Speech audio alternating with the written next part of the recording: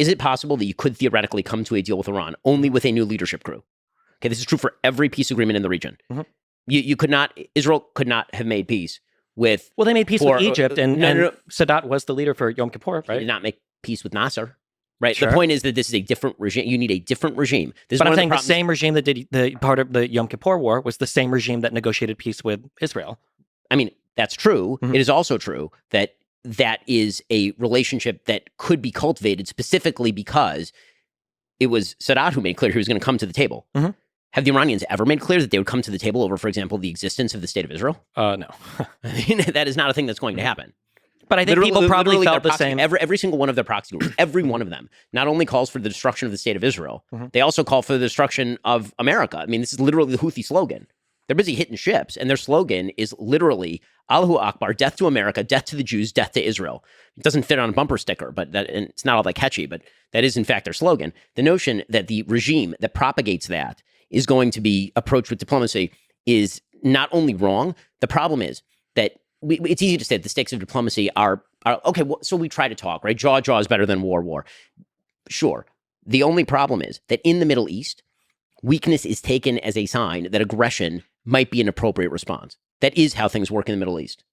And the fact that that Joe Biden came into office with an orientation toward continuing the Obama policies in Iran has led to conflagrations, these sort of brush fires breaking out everywhere that Iran has borders with either the West or Israel or both, right? Any place that's happening is leading to brush fires because, again, the logic of violence in the Middle East is not quite the logic of violence in other places in the world. By the way, I think the logic of violence in the Middle East is actually closer to what most international politics looks like than we wish that it were. I mean, I think that's part of what's happening in Ukraine as well. So you think which brings me, by the way, here's my question about Ukraine.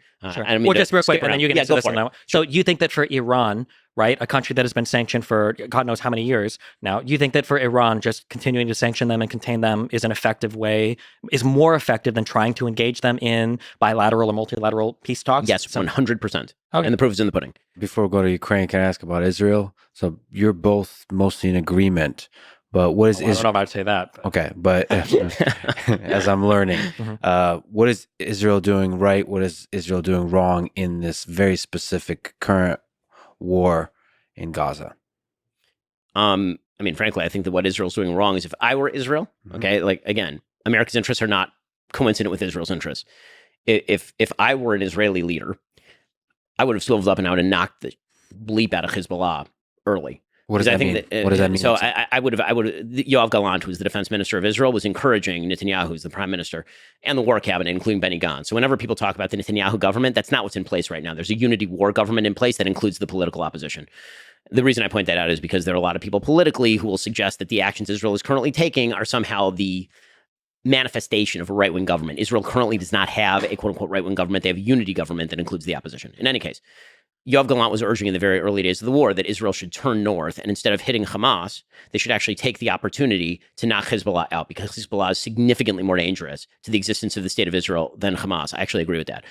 As far as what Israel has been doing wrong in the actual war, I mean, I think that, again, from an American perspective, I think that Israel is doing pretty well. From an Israeli perspective, if I were Israeli, I would actually want Israel to be less loose about sending its soldiers in on the ground level. So Israel's attempting to minimize civilian casualties, and the cost of that has been the highest military death toll that Israel has had since the 1973 Yom Kippur War.